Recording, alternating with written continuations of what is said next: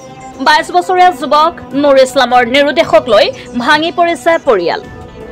নলবাৰী জিলাৰ বৰক্ষেত্ৰৰ কৰিহামাৰী চৰৰ 22 বছৰীয়া এজন যুৱক নিৰুদ্দেশ হোৱাক লৈ হাহাকাৰময় অৱস্থাৰ সৃষ্টি হৈছে পৰিয়ালটোত।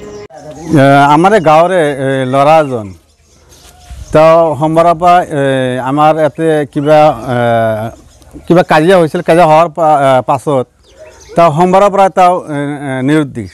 এগৰাকী 22 বছৰীয়া যুৱকৰ ৰহস্যজনক নিৰুদ্দেশৰ খবৰক লৈ চাঞ্চল্য বিৰাজ কৰিছে চৰ অঞ্চলত। প্ৰাপ্ত খবৰ অনুসৰি কিছুদিন পূৰ্বে কৰিহামাৰী নতুন চৰ গাঁৱৰ তৈবালিৰ 3 পুত্ৰ আৰু উক্ত গাঁৱৰে ময়েজ আলী নামৰ ব্যক্তিগৰাকীৰ মাজত কাজিয়াৰ সৃষ্টি হয়।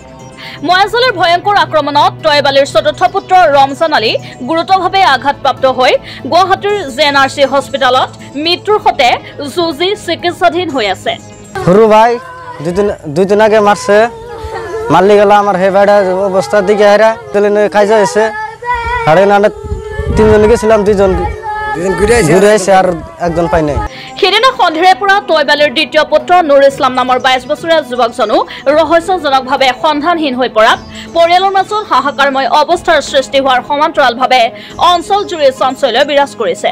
তেওঁ বাইবকৰ নাম হ'ল তৈবালি নুৰ ইছলাম আলীক। তেওঁক সোমবাৰৰ পৰা আমি গাঁৱৰ মানুহ হৈ আমি বিচাৰিছোঁ, পোৱা নাই।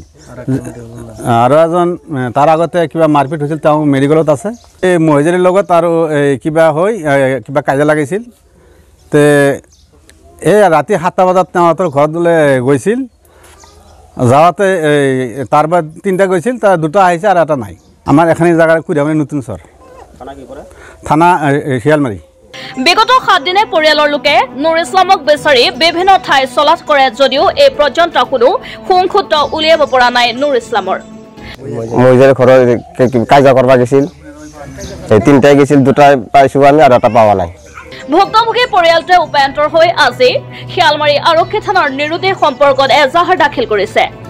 গেছিল তাতে 3জন, এজনতো নিৰ্দোষ হৈ আছে, এজন পোৱা নাই আমি, আৰু এজন মিডিলত আছে, JNRCত আছে, ইমাৰ্জেঞ্চি মৃত্যুৰ মুখত যুঁজি আছে। সি আহ্বান কৰোঁ যে অতি সোনকালে আমাৰ নিৰ্দোষ মানুহজন ওলাই দিয়ে। নিৰুদ্দিষ্ট নুৰ ইছলামৰ কোনো সদাশয় ব্যক্তিয়ে সম্ভেদ দিব পাৰিলে নগদ 5,000 টকাৰ পুৰস্কাৰ ঘোষণা কৰিছে পৰিয়ালটোৱে।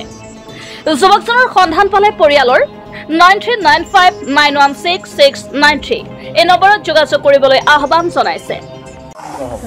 আমাৰ সৰু ভাই এটা আজি 1 সপ্তাহ হ'ল হৰাইছি, আমি পাৱা নাই। কোনোবা যদি সন্ধান পায়, যদি দিব পাৰে আমি তাক 5,000 টকা পুৰস্কাৰ দিম। মাৰপিট এটা হৈছে, এইটো মেডিকেলত আছে। থানাত অৱগত এটা হৈছে, এই কিবা এন্ট্ৰি দেওয়া হৈছে আৰু নতুন আমাৰ বৰ্ষ। News desk report, Assam voice.